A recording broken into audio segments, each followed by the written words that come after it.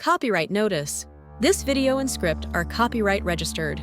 Any reproduction, excerpt, or unauthorized use without the creator's permission is prohibited by law. Hi everyone! Today, I'm going to talk about part 2 of our marriage textbook series show, Male and Female Orgasms Are Different, and just how big that difference is. This is something you really need to know if you want a happy and beautiful marriage. Let's start with men's pleasure. For guys, pleasure isn't something you work hard for or get better at, it's just there, naturally.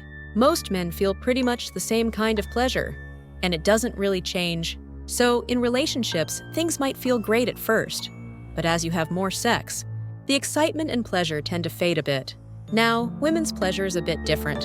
For women, things like trust, respect, love, and intimacy with your partner actually make the pleasure bigger and better. Sure, these things matter for men too, but for guys, sexual desire is the main thing. And when that's high, their pleasure is high. That's why guys usually feel the strongest sexual excitement around age 14, when they first start having these experiences. But as they get older and have more sex, that excitement and pleasure slowly go down. So ladies, you really need to understand this. For men, orgasm, the peak of sexual pleasure, lasts about 5 to 7 seconds, and it's basically that shiver they feel when they ejaculate. After that, depending on the person, they might feel a little weak, empty, or even a bit down. There are some guys who feel happy and refreshed every time, but that's only about 2 to 5 out of 100. They just have a lot of sexual energy. A lot of women think sex is mostly for men because men seem to want it more, but honestly, sex isn't always a huge source of pleasure or happiness for men. It's more about the urge than the actual feeling. To put it simply, men are like someone who gets super excited just looking at a cake, but it's the women who actually get to taste and enjoy the real flavor. Now let's talk about female orgasm, which honestly makes up about 90% of what sex can offer. For women, things like love, intimacy, trust, and respect are what really make pleasure possible.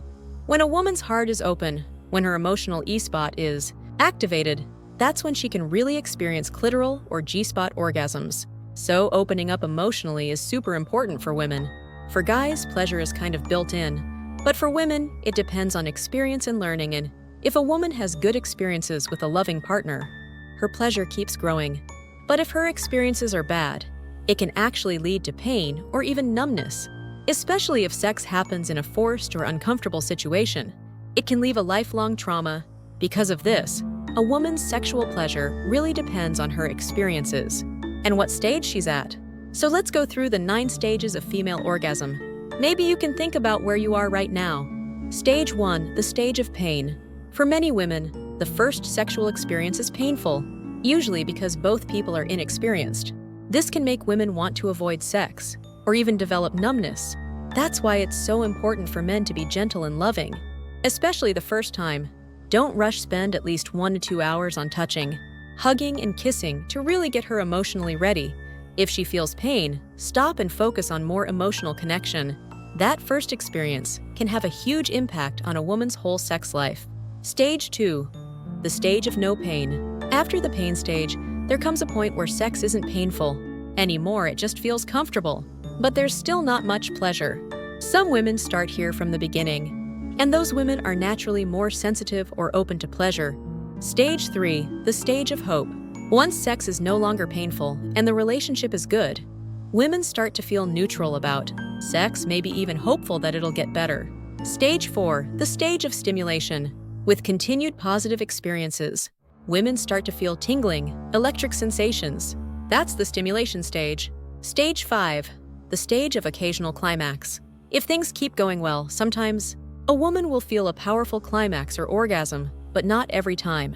This is the occasional climax stage. Stage 6, the stage of consistent climax. Beyond stage 5, women start to experience pleasure and orgasm almost every time they have sex. This is similar to what most men experience. But, believe it or not, more than half of women never reach this stage even into their 60s. That's because so many couples lack knowledge or interest in sex, and it's such a shame when women never get to experience even the basic levels of pleasure that men do so easily. Stage 7, the stage of multi-orgasm. Unlike men, who usually need a break after orgasm, women's sexual energy actually builds with each orgasm. With a loving partner, Women can have 2, 3, 4, or even more orgasms in a single session. This is the multi-orgasm stage, and the more orgasms she has, the deeper and more intense the pleasure gets.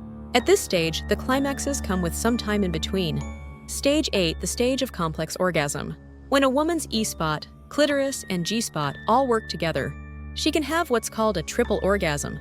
Several orgasms happening almost at the same time, with no break in between. At this stage, the pleasure is so intense that she might feel lightheaded, or even like her body is moving on its own. Stage 9, the stage of transcendence. If a woman continues to have great experiences with a loving partner, her pleasure can go even deeper, reaching her uterus.